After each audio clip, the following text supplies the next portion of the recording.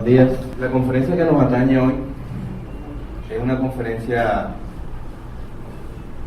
complicada, un poco complicada, porque hablar de personas o de seres superiores a uno, porque no tenemos todavía la altura o las características espirituales de estas dos personas tan importantes para el espiritismo, para la vida en general, para el mundo, pero trataremos. En esta conferencia trataremos de profundizar en el pensamiento de Kardec, en su pedagogía y en la pedagogía de Jesús. No es un tema, como les dije, banal para nada. Nada en el espiritismo es superficial. Pero trataremos de adentrarnos un poco en el pensamiento del maestro Kardec y de la metodología de Jesús, pues dentro de nuestras limitaciones. Trataremos de explorar algo que muy poco tocamos de Kardec, para poder entender un poco su forma de pensar, de cómo estructuró y cómo llegó a desarrollar la codificación de la doctrina. Entonces, es una tarea magna, pero trataremos de hacerla dentro de nuestras, como les dije, limitaciones. Entonces tenemos que entender o tratar de comprender o entrever quién es Kardec. Entonces Kardec nace en Lyon, octubre de 1804. Sus padres son Jean-Baptiste Antoine Rivel y Jean-Louis Duhamel. Aquí nos hace un perfil de Kardec: filósofo lleno de clarividencia y profundidad. Entiéndase la clarividencia no mediúnica. Aquí el concepto de clarividencia que nos enseña acá es que fue un visionario. Fue un ser capaz de ver en algo que era superficial para muchos, algo mucho más allá. Tan profundo fue el análisis que produjo, que dedujo que de ahí podía cambiar la humanidad. De la importancia de un juego, él vislumbró algo más. Entonces lo que nos quieren decir aquí es que era un ser que veía más allá de lo que algunos de nosotros nos detenemos. Es obstinado, fuerte, eso es lo que nos vende Kardec a nosotros, es la imagen que tenemos. Un ser capaz de sacar adelante en muy poco tiempo una tarea tan grande como la de codificar la doctrina espírita, que con cuya labor movió los cimientos de la sociedad europea de ese momento, sobre todo a nivel religioso, y dejó las bases para la evolución de la sociedad. Deja sentadas las bases para esa nueva sociedad que debe pulular en el mundo, encaminando hacia un ideal más sano, hacia el progreso intelectual y moral que todos debemos propender. Entonces Kardec es este ser que tiene encargada esta tarea. Entonces aquí nos hacen un perfil de él. Conozcamos un poco más de él. Kardec venía de una familia de magistrados dedicados a las leyes. En primera instancia se pensó que el joven Rivel pues desearía tomar estos caminos de la magistratura, pero se inclinó por la ciencia y la filosofía. Eso fue la afinidad que mostró desde pequeño, pues que lo alejó del tema de las leyes. Hizo sus primeros estudios en Lyon y luego en Yverdon, Suiza, junto al célebre pedagogo Pestalozzi. Entonces aquí en este punto tenemos que abrir un paréntesis. Tenemos que tratar de determinar la influencia de Pestalozzi y su maestro en su educación, cómo influenció en él. Y veremos y empezaremos a descubrir, aparte de Kardec, que a veces no hablamos, porque siempre nos concentramos en el tema de la codificación, en la disciplina, en lo severo que era con el conocimiento, en lo metódico, en la aplicación de la ciencia, en la obstinación de sacar adelante esta tarea. Entonces descubriremos unos apartes de él, o recordaremos, porque ya creo que lo hemos leído mucho. Bueno, si eres primera vez que estás aquí, pues lo descubrirás. apartes que no nos detenemos mucho. Y eso es importante porque va a ser la unión más adelante con Jesús. Entonces miremos cómo pensaba Pestalozzi. El método de Pestalozzi decía que los niños, o el proceso educativo debía empezar por cosas simples para pasar a cosas complicadas. Ir avanzando en complejidad al niño. Rechazaba la memorización por memorizar. Pestalozzi pensaba que había que experimentar, observar, razonar, es decir, hacer. El proceso de aprendizaje se afianza más en el ser humano cuando ves y haces, cuando construyes. El cerebro fija más el conocimiento. Pestalozzi era un revolucionario de la educación. Y este punto también me ha enfocado a eso. Pestalozzi pensaba que estimular el dibujo en los niños estimulaba su proceso de aprendizaje y mejoraba su capacidad de leer. Aplicaba la psicología en la educación. Entonces pasaba de los sonidos a las palabras. Primero se aprende a hablar y después a escribir. Pestalozzi era un promotor de este método. Enseñar por medio de otros. Y este es un punto muy importante cuando empezamos a hablar de Jesús, porque Pestalozzi pensaba que todos podemos aprender de otros con el ejemplo. No lo conectemos, es que este es el maestro del campo. Su primera educación la está recibiendo bajo esta influencia. Pestalozzi promueve la enseñanza mixta. Ya no estaba de acuerdo con la independencia de colegios masculinos o colegios femeninos. Él es un libre pensador y trata de cambiar en la sociedad ese esquema que hasta ahora estaba con los internados, recluían a muchachos y simplemente lo alejaban de la familia. Por lo tanto, era promotor de la enseñanza creativa y productiva. Y aquí, sobre el tema de los internados que le estaba comentando él, dice que la enseñanza moral y la religión debe venir desde la familia. La familia hace parte de la educación del muchacho, no es un compromiso del colegio donde enviaban al muchacho, al niño, y debía venir educado. No, Pestalozzi decía que la educación empezaba desde la familia. Y en ese punto la madre era fundamental en la educación del niño. Porque el amor, la influencia que tuviera la madre sobre ese niño, lo iba a marcar a él para toda su vida. Y ojo, en este método aprendió y creció Gardel. Y que la educación empieza en la familia y continúa en la escuela, lo que hablaba ahora. La familia es fundamental. La responsabilidad de educación del niño no simplemente estaba en las instituciones, empezaba en la familia. Y ese era un concepto revolucionario para las épocas que estamos hablando. En este contexto, Gardel crece y recibe esta influencia de Pestalozzi. Entonces, el pensamiento de Pestalozzi se resume en una frase: el amor es el fundamento de la educación. Entonces, ¿qué estaba aprendiendo Gardel en estas épocas? El amor. Y muy poco hablamos de eso, se nos olvida eso. Nos concentramos en el científico, en el filósofo, nos concentramos en el científico, en el educador, en el pedagogo, pero se nos olvida que en su primera etapa Gardel estaba aprendiendo lo que el amor hace en las personas, y ahí se lo estaba transmitiendo este gran señor Pestalozzi.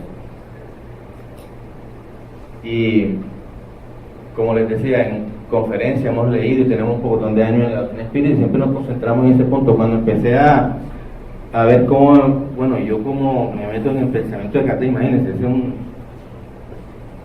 teníamos que buscar los orígenes y me topé con esto. Nunca me había detenido a pensar en la primera etapa de Gardel. Descubrió el amor. Pestalozzi y Gardel hacen parte del humanismo educativo, una línea educativa que ellos fueron pioneros. Hay otros señores también, pero Pestalozzi se puede enmarcar dentro del humanismo educativo. Por lo tanto, Kardec hace parte de esta rama. Y para concluir la parte de Pestalozzi, cerramos con una frase de él. Para cambiar a la persona hay que amarla. Nuestra influencia llega solo a donde llega nuestro amor. Johann Henrik Pestalozzi. Entonces, lo que tenemos que nosotros concluir, la primera conclusión de la mañana es que en la primera etapa de la educación de Kardec, él recibió la influencia del amor. Kardec se educa en un ambiente eminentemente humanista. La base de la educación de Kardec es humanista, el ser humano es lo más importante. Esa es otra conclusión. Porque a veces, cuando pensamos en métodos científicos, pensamos en algo frío, en algo objetivo, tangible, medible. Se nos olvida esta parte. Estamos hablando de un humanista. Científico, sí, pero un humanista. El ser humano es importante. Es importante de por qué estas bases, y vamos viendo cómo se va construyendo él. Él estuvo, creo que hasta los 20 años, 19 años allá.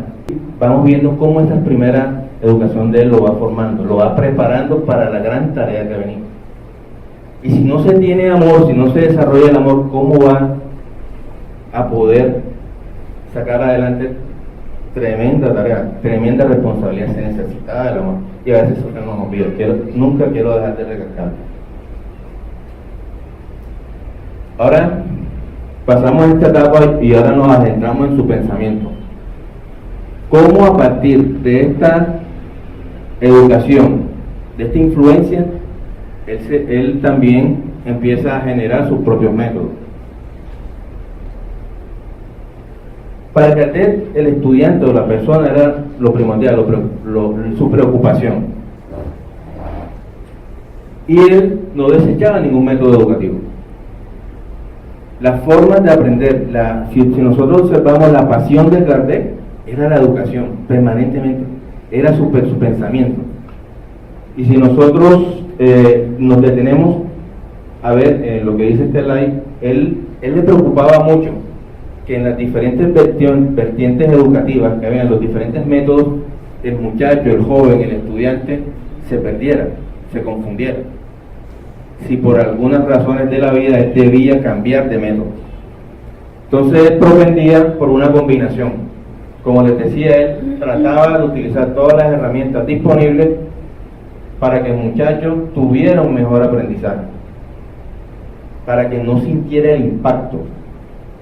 Entonces él decía, hacer continuar la abstracción con la intuición, de modo que si el alumno instruido de acuerdo con este método pasaba súbitamente a otro, no se encontraría en él como un extraño, mientras que el que salía de Pestalozzi tenía que ser un estudio enteramente nuevo. Entonces él empieza a complementar aquella educación que recibió con sus propias ideas y métodos, y empieza una etapa en él muy productiva.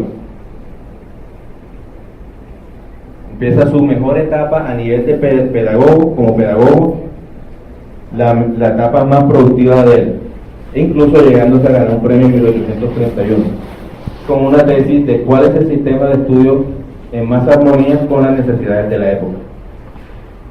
Ese mismo año publicó la gramática francesa clásica, plan propuesto para la mejora de la instrucción pública. Si ven que el centro de él era la educación, ¿cómo hacer para mejorar la educación? ¿Cómo hacer que el estudiante aprovechara los recursos que tenía de la educación? Curso práctico teórico aritmético, manual de exámenes para certificado de capacidad, catecismo gramatical de la lengua francesa, programa de cursos usuales de física, química, astronomía, fisiología y dictado tomado del examen de ayuntamiento en la Sorbona, acompañado de dictados especiales sobre las dificultades ortográficas. Entonces vemos que él desprende, despliega, explota, produce, y vemos cómo los esfuerzos de él a nivel educativo de poder aprovechar todos los recursos para el estudiante. Y esta es su etapa más productiva a nivel pedagógico, porque como sabemos, todavía acá, era Hipólito Renón, don Denis Rivera, no había entrado todavía en la doctrina, no había empezado a codificar, y esta es su etapa profesional. Entonces miren, él sigue constantemente preocupado cómo hacer atrayentes todos los sistemas educativos, e inventó también en esa época el método de aprender a contar y un cuadro mnemónico que utilizaba para que los muchachos pudieran aprenderse los acontecimientos más importantes de la historia francesa. Trataba de siempre darle más en el proceso educativo a los muchachos, siempre preocupado, siempre tratando de que los muchachos no se aburrieran, no se desertaran, y siempre le preocupaba por los sistemas educativos, buscando mejorarlos, siempre aportar. Entonces era su gran misión en esos momentos, su gran aporte a la sociedad era tratar de mejorar la educación. Y aquí empiezan los puntos de inflexión. Con lo que hemos visto, ganador de premios, reconocido de una familia reconocida, no era rico, pero era reconocida su familia. Ya él era reconocido, él ha podido quedarse ahí. ¿Cuántos colegios hay con el nombre de Pestalozzi en el mundo? Miles, quién sabe cuántos hay. Él ha podido estar hoy en muchos colegios con el nombre de Hipólito de Denis Rivera, porque fue una gran figura de la filosofía de la educación europea, y él ha podido quedarse ahí, vivir de ese esfuerzo, de los laureles que le produjo su trabajo, ¿verdad? Muchos lo hubiésemos hecho, si ya con ese reconocimiento que él tenía, hemos podido quedarnos ahí, él ha podido quedarse ahí, pero no, él estaba destinado a algo mucho más grande, algo que lo sobrepasaría. Después veremos una frase muy linda de él, adelante la veremos, espectacular, que resume el pensamiento de Carrera. Y aquí nos empieza a describir palabras de él, cómo fue que se acercó al fenómeno de las mesas parlantes. Creo que se acercó un señor que se llama Fortier y uno que se llama Carlotti, pero fíjense el mecanismo de la divulgación, que con un aprendizaje que recordaba yo ahora que leía la biografía, era la forma como él estaba transmitiendo la idea, él no le convencía, porque se le mostraban con tanto entusiasmo que era el entusiasmo de los niños como cuando están jugando con el primer juguete. Entonces para él no le ofrecía mucha seriedad a eso. Luego llega un señor que se llama Platier, creo que es, y le habla de una forma grave de ese método, una forma seria, y eso sí le llama la atención a él. Entonces fíjense, ahí tenemos que hacer un paréntesis y ver la forma como nosotros dibujamos o hablamos, porque si ese señor no llega a la forma como le habla, no estuviéramos sentados nosotros aquí, porque él no le hubiese seguido interesando el tema. Entonces ese es otro mensaje ahí entre paréntesis.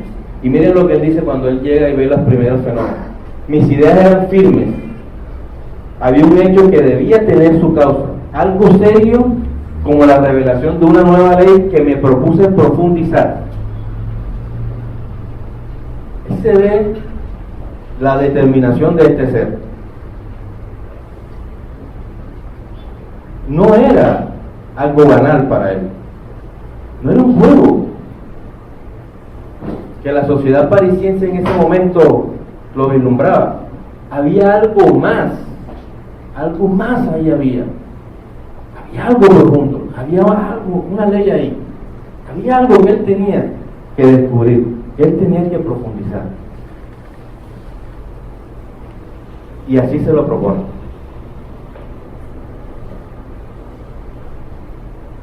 Y aplicó la ciencia a eso que no se veía, aplicó el método experimental sin aceptar nunca teorías preconcebidas. Observaba con atención, comparaba, deducía las consecuencias, buscaba desde los efectos remontarme hasta las causas por la deducción.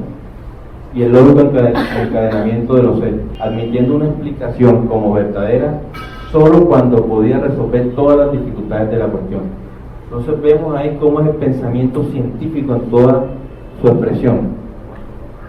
De aquí empieza el método científico en la aplicación de esos abstractos y utiliza la observación, el método experimental, el método científico, para tratar de discernir aquello que para otros era un juego.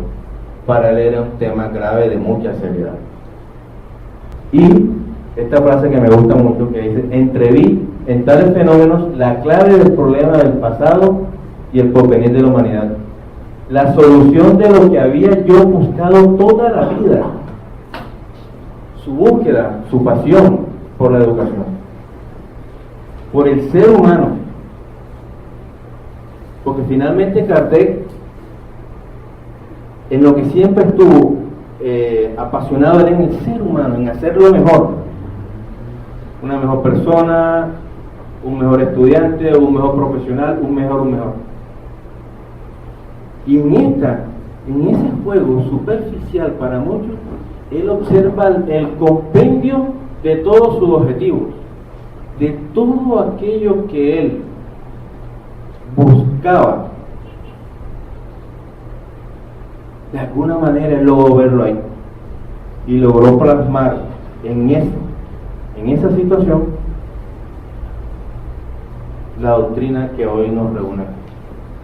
Entonces, entender el pensamiento de Kardec, o sea, llegar a esta altura, a este nivel, es súper complicado, y por eso es que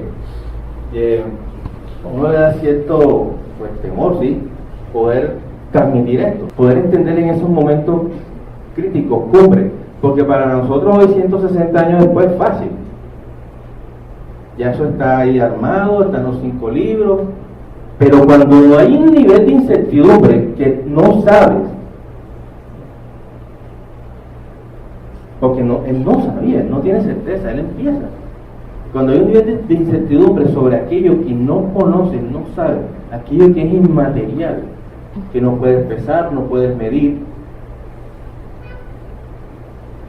aspectos que son fundamentales en el método científico, pero acá no se podía, porque tú no puedes pesar ni puedes medir un espíritu. ¿Ven el tamaño de esa misión de poder tratar con aquello que no se ve, tratar de convertirlo en algo serio?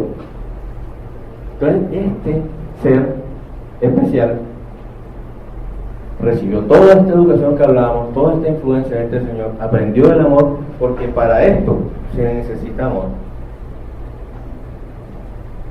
Se necesita amor por la humanidad, se necesita amor por las personas, porque en estos temas, y ser pionero en estos temas, es muy fácil frustrarse, muy fácil desistir, porque no puedes tocar, no puedes demostrar muchas cosas objetivamente. Entonces hay que hacerlo por el método de la observación, para poder demostrar algo que no puedes a simple vista ver.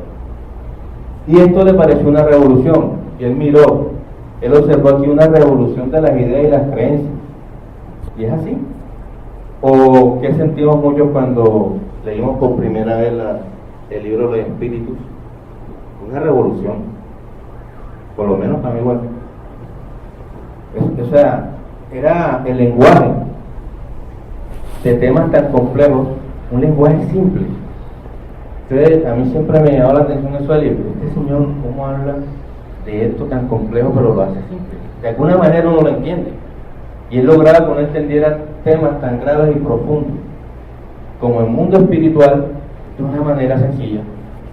Para eso se necesita mucho, pero mucho bagaje espiritual, muchas competencias, mucha entrega, mucho amor.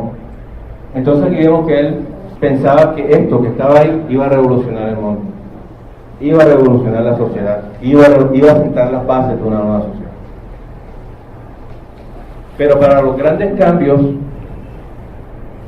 para las grandes ideas, se necesitan grandes precursores, y los precursores son los que vienen primero. A los precursores les toca difícil, A él le tocó difícil, él fue un precursor también. Pero hay un precursor que le tocó un poco más complejo. Y ese fue Jesús. Jesús es el gran precursor. Jesús es el gran precursor. Y para poder introducir nuevas ideas en el mundo, en la sociedad, se necesitan de espíritus fuertes, de espíritus con evolución, que no se intimiden ante los retos. ¿Y quién más que Jesús, que es el espíritu más perfecto que ha tocado la tierra? Y si de pronto eres primera vez que vienes, de pronto no entiendes qué hace Jesús ahí hablando de espiritismo y tal, pero lo vamos a ver, al final lo vamos a ver. Entonces Jesús es el gran precursor, pero ¿es el gran precursor de qué? Jesús es el precursor del amor, porque fue la primera figura que nos habló de amor hace 2000 años. Y si se acuerdan que ese amor es el que utilizó Pestalozzi 19 siglos después para aplicarlo a su método educativo. Aquí se empiezan a encontrar estos dos seres, porque Jesús con el amor fue el precursor de la nueva humanidad. La nueva humanidad es la que nos tenemos que convertir, en la que tenemos que ser mejores seres humanos. Y es aquí donde Jesús juega un papel importante, porque nos enseñó que sí se puede ser bueno, y se puede ser bueno en condiciones que no nos imaginamos. Las condiciones que vivió Jesús no nos las imaginamos.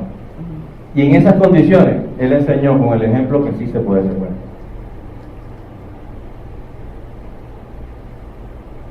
Y con estos precursores, Gandhi, Martin Luther King, Mandela, Madre Teresa de Calcuta, Sócrates, principalmente Jesús, ¿saben qué hace la humanidad con los grandes precursores?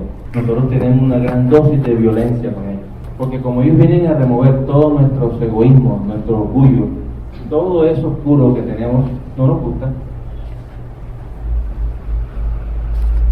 y los violentamos. Por eso la importancia de los precursores, por eso la importancia de este ser, porque Él dividió a la humanidad, literalmente. La historia de la humanidad la dividió. Muchos no creen en Él todavía, sin embargo, el año donde las horas, como miden su tiempo, es basado en Él. No nos ponemos a pensar en eso. Dividió la historia en dos con amor. Con amor. Entonces estos seres reciben toda nuestra violencia, nuestros peores emociones y sentimientos. Y Jesús fue conocido por todo por el ejemplo de todo lo que vivió, solamente por venirnos a enseñar a amar. Por eso, porque eso fue lo que vino a enseñarnos, ¿eh? Y cómo lo recibimos. Y en este slide se resume la pedagogía de Jesús. Dice: la pedagogía de Jesús, pedagogo de la humanidad, el Cristo nos trajo los principios eternos de la educación con amor.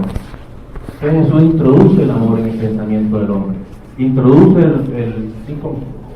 introduce el amor en la sociedad, en la historia, y nos enseña que es el amor el regularizador o el normalizador de las relaciones humanas, e incluso el regularizador de nuestra relación con Dios.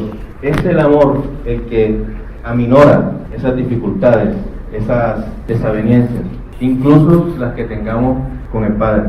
Es el amor el que tenemos que practicar en cada instante y en cada minuto. Ahora sí, Jesús y Kardec, las dos figuras importantes del espiritismo, que se unen por el amor.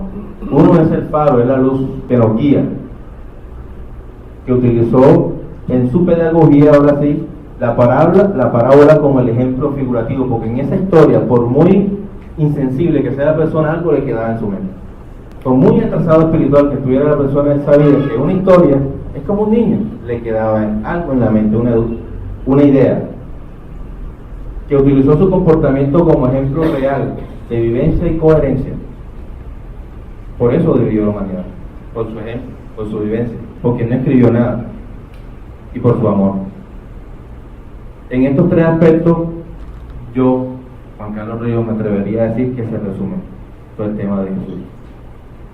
Porque no escribió nada, recuerden, fue con el ejemplo, con sus palabras y su vivencia, y con el amor en que envolvió cada uno de sus actos y sus palabras. Kardec, el trabajador incansable, voluntarioso, capaz,